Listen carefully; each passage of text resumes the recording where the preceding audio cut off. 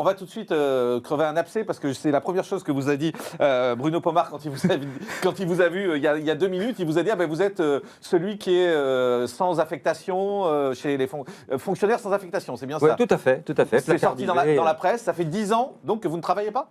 C'est-à-dire qu'en fait, j'ai été placardisé il y a effectivement une dizaine d'années au motif que j'avais trop d'ambition pour le territoire.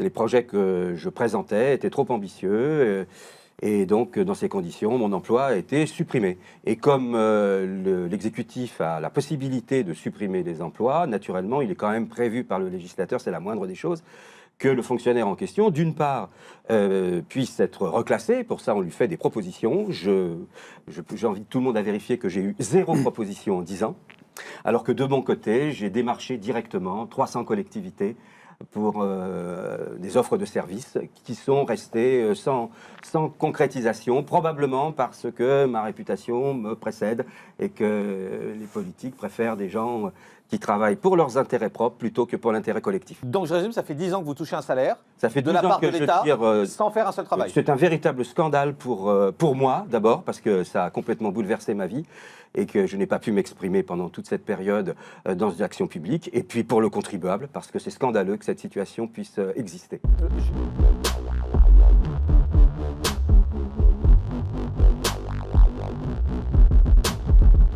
Et même si nous sommes insatisfaits de sa construction, si nous sommes insatisfaits notamment des institutions européennes et du manque de démocratie, nous souhaiterions une Europe d'époque, c'est-à-dire que la représentativité soit, par exemple, à l'initiative législative. Eh bien, c'est pas parce que nous vivons dans cette réalité qu'il ne faut pas être pragmatique et s'insérer dans le cadre de cette Union européenne.